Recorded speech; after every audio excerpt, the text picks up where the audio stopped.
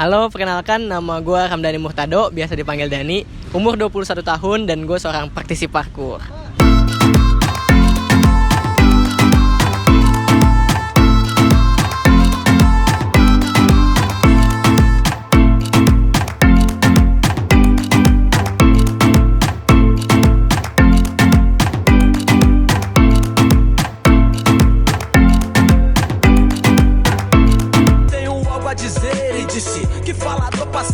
Oke, gue sendiri mulai ikut parkour pada tahun 2014.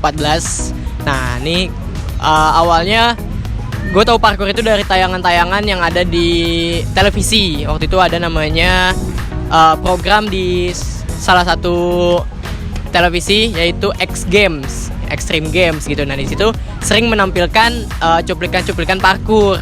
Nah, dari situ barulah gue mulai lihat-lihat di YouTube pada saat itu dan tertarik untuk ikutan, tapi belum tahu di mana.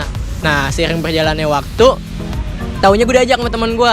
Nih ada nih latihan parkour di Jakarta, tepatnya di kawasan Gelora Bung Karno Senayan Jakarta, di Taman Kridaloka. Nah, barulah di tahun 2014 itu gue memutuskan untuk ikut parkour. Awalnya setelah coba ya kan olahraga parkour, nah langsung di situ ibaratnya jatuh cinta lah gue pada olahraga ini ya kan. Dimana emang gue anaknya gak bisa diem, terus ketemu dengan parkour yang lompat-lompat sana sini, bergerak, lari segala macam. Jadi pas gue menemukan cinta gue. Parkour ditemukan oleh David Bell di Prancis. Parkour bertujuan untuk melatih efisiensi gerakan untuk membentuk badan dan pikiran seseorang untuk dapat menghadapi rintangan-rintangan dalam kondisi berbahaya.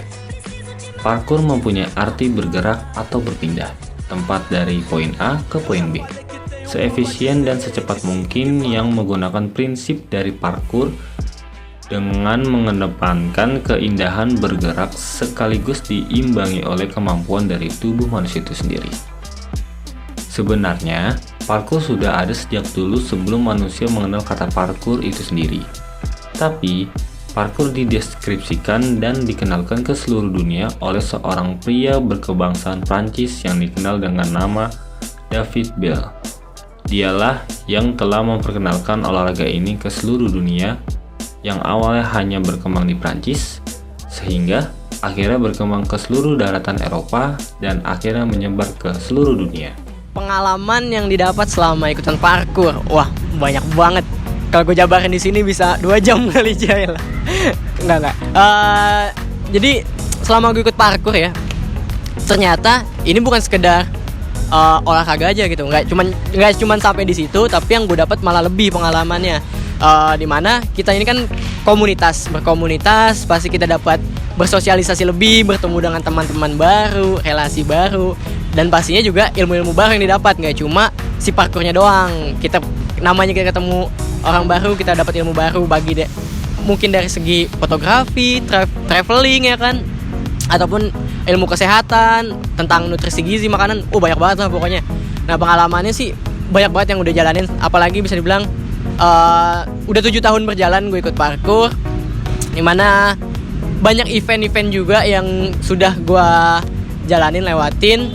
Nah, itu sering tuh kayak ada jalan-jalan ikut event kesana kemari, dari Jakarta ke Bandung, ke Banten, ke Jogja, Surabaya, bahkan di Bali, Lombok, sampai di luar negeri pun pernah gue ikutin, yaitu di Singapura dan Malaysia. Jadi pengalamannya banyak banget, ketemu teman-teman baru, apalagi kalau yang pas internasional tuh, wah luar biasa sih ya, ketemu orang-orang hebat, orang-orang gila, praktisi parkour yang keren-keren banget ya kan.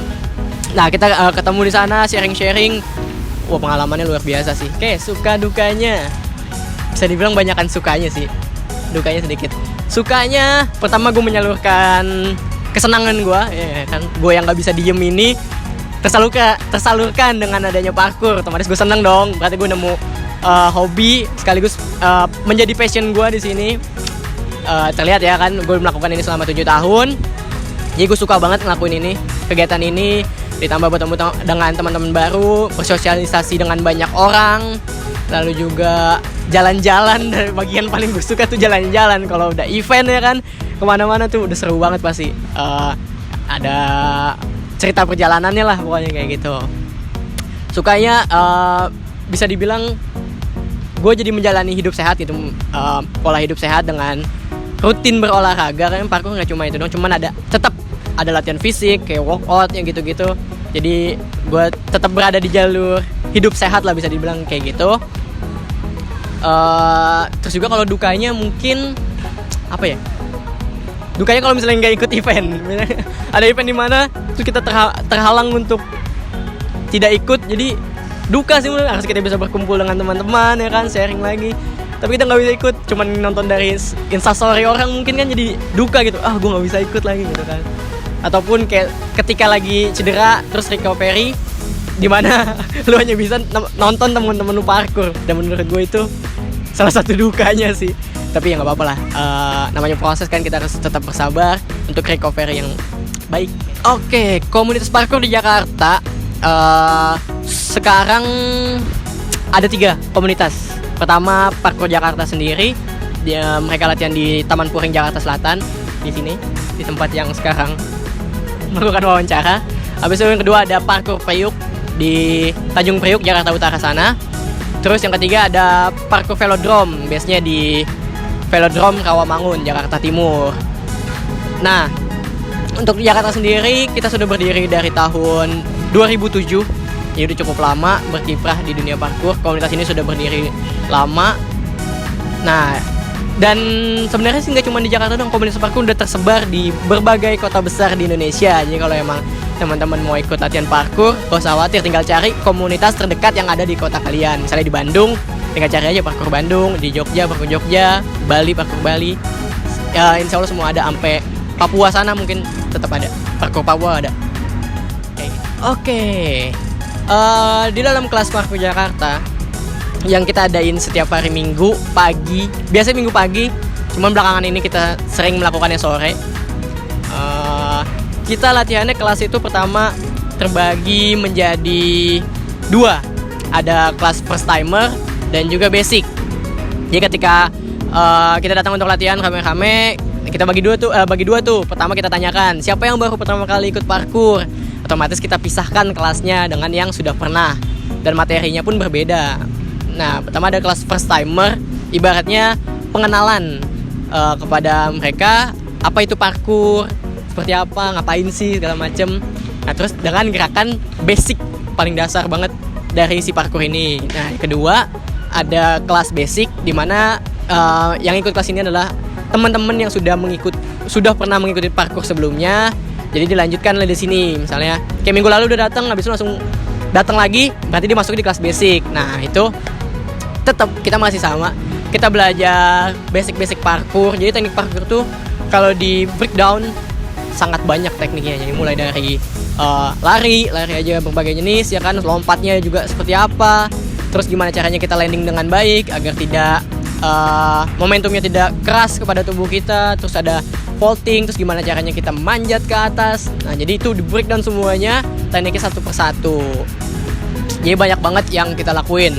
Selain itu juga, selain kita mempelajari tekniknya, parkour ini sendiri kan merupakan disiplin dengan metode 3:1.